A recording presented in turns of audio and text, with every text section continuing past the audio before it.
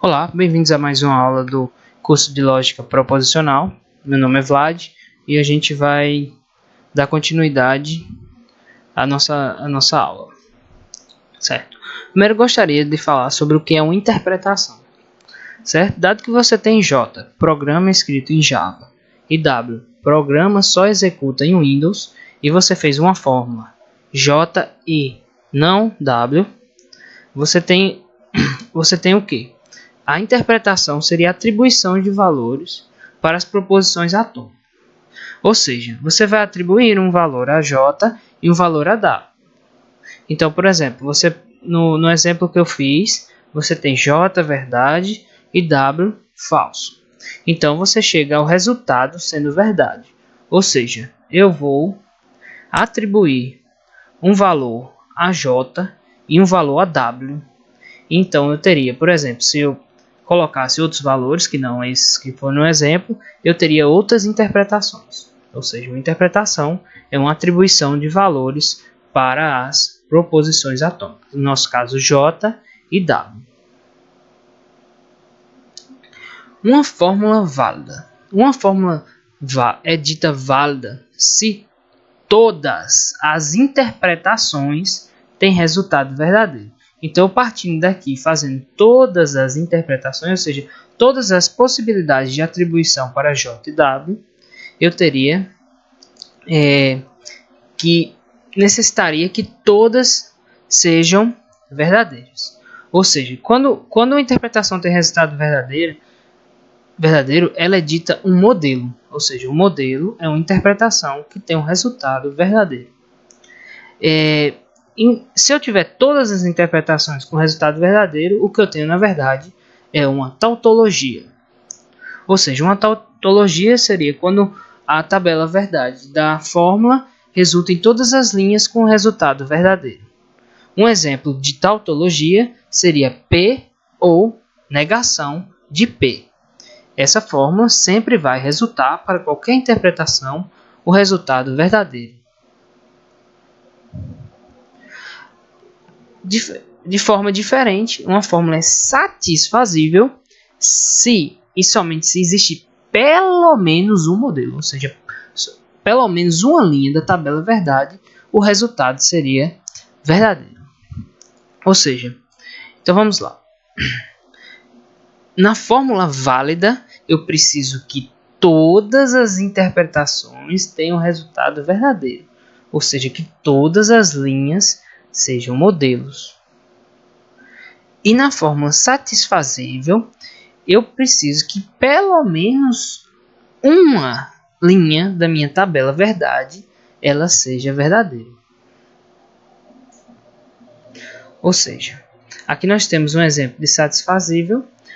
Olhando a tabela verdade, nós vemos aqui o resultado da fórmula e a gente vê que existe pelo menos uma linha. Na verdade, aqui são 3 que tem resultado verdadeiro, mas bastaria ter uma. Aqui eu fiz um pequeno guia para quem tem dúvidas sobre essa parte do que é válido, do que é satisfazível. E a gente vai ver o seguinte, certo? Primeiro a gente vai pegar aqui, ó. Se a fórmula for verdadeira em algumas interpretações, porém falsa em outras, ela é satisfazível, porque ela tem pelo menos um modelo, tem pelo menos uma linha da tabela que vai resultar em verdadeiro. E se ela for verdadeira em todas as interpretações, aí sim ela é válida. E note que para ela ser válida, ela precisa ser satisfazível. Porque se todas as linhas da tabela verdade resultam em verdadeiro, então existe, obviamente, pelo menos uma linha que tem um resultado verdadeiro. Quando ela é falseável, quando ela pode ser falso em algum momento, ou seja, existe pelo menos uma linha em que ela vai ser falso. Então, uma fórmula satisfazível que não seja válida, ou seja, que ela tenha pelo menos uma linha que resulte em falso, ela é falseável, certo? Obviamente, se ela for falsa em todas as interpretações, que seria uma fórmula insatisfazível, ela vai ser, obviamente, falseável também. Certo? Agora vamos a algumas conclusões interessantes. Se P é uma fórmula em lógica proposicional, P ela é satisfazível se e somente se a negação dela não é válida. E também, P é válida se e somente se não P não é satisfazível. Você pode ter um exemplo disso pegando uma fórmula que ela é satisfazível e fazendo a negação dela, e você vai ver que ela não é válida. Certo, agora eu vou explicar o que é tablô semântico. Infelizmente, as tabelas verdade elas não escalam. Porque se você tem uma fórmula que tem muitas proposições atômicas e você tem bastante elementos nessa sua fórmula, ela vai resultar numa fórmula muito grande, de milhares, talvez milhões de linhas. Então, é muito computacionalmente complexo você construir essas tabelas, ou seja, tem um custo computacional muito grande. Então, para determinar a satisfazibilidade, existem algumas estratégias. Uma delas é o tablô semântico, certo? O que é o tablô semântico? Ele é um método sistemático para determinar se uma fórmula ela é satisfazível, certo? E a ideia é bem simples. Você vai procurar sistematicamente por um modelo. Ou seja, você vai procurar, se a gente tivesse, por exemplo, construindo a tabela verdade, seria ir linha por linha até achar um modelo. Porém, a gente não vai fazer linha por linha, porque como a gente disse, não escala. O que a gente vai fazer? A gente vai ficar procurando por esse modelo através de uma outra estratégia, que é a estratégia do tablô, e ao encontrar um modelo, a gente termina a execução. Ou realiza toda a execução até ter a certeza de que você não vai encontrar nenhum modelo. Então, vamos lá. O que são os literais nesse contexto de tablô semântico? São átomos ou negação de átomos. Então, a gente tem, por exemplo, aqui P e não P, certo? E dois literais eles são ditos complementares quando, por exemplo, você tem o literal P e o literal não P, ou seja, a negação do outro literal. Então, vamos lá.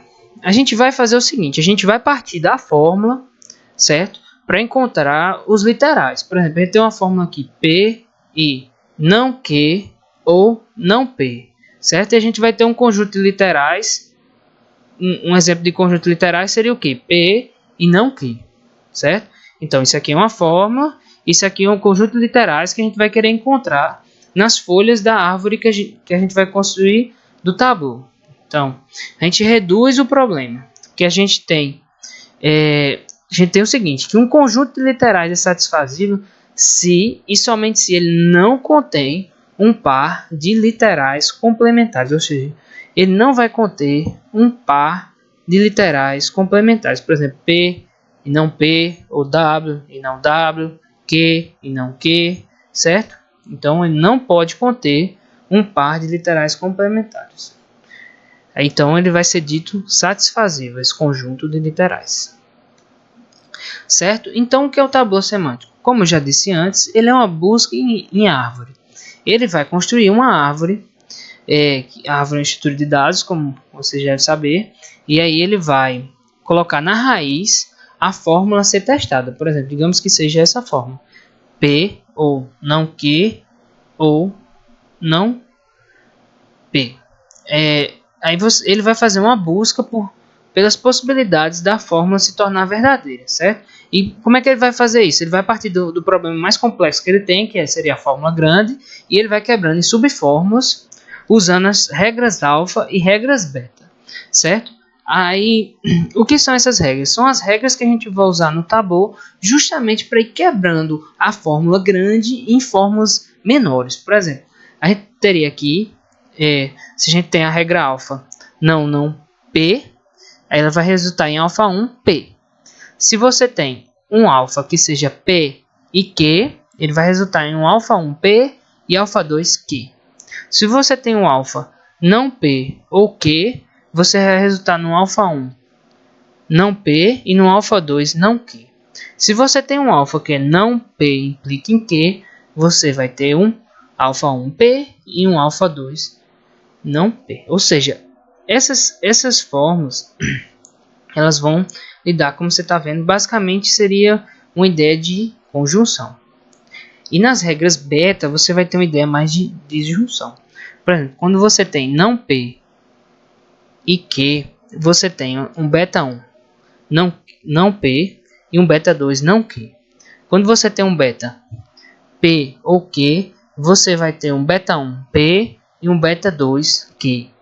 Quando você tem um beta P implica em Q, você vai ter um beta 1 não P e você vai ter um beta 2 Q.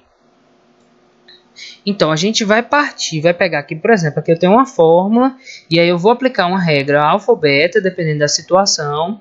Por exemplo, aqui você vai analisar e você vai quebrar ele de acordo com as regras. Então, você vai achar a regra que se encaixa e vai quebrando em subfórmulas. Então, você vai indo até encontrar o conjunto de literais. Nesse caso, um exemplo bem pequeno, porque era o que ficava melhor para essa aula, que exemplifica bem. Aqui eu encontrei o meu modelo, ou seja, porque no final, quando eu encontro o meu conjunto de literais, eu tenho que eles não são complementares, e você tem que aqui essa fórmula ela é satisfazível.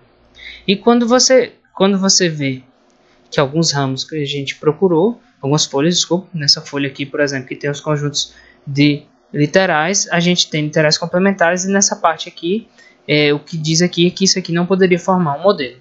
Então, se você chegasse, por exemplo, no seu tableau, à conclusão de que você só teria isso aqui, você expandiu toda a árvore, ou seja, você encontrou todas as folhas possíveis, e você chegou a somente a conjuntos de literais complementares, então, infelizmente, sua fórmula ela é insatisfazível.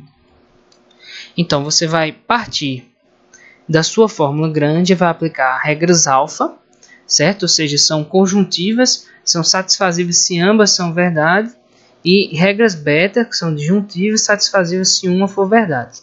E você vai chegar a determinar se é satisfazível ou não. Ou seja, no pior caso, você vai expandir todas as folhas e vai ser igual ao custo de construir a tabela verdade, e você vai chegar à conclusão que não é satisfazível. Ou você vai encontrar um modelo e aí você vai determinar então que sua fórmula ela é satisfazível. Então, como eu disse, o custo do algoritmo no pior caso é o mesmo de construir a tabela verdade.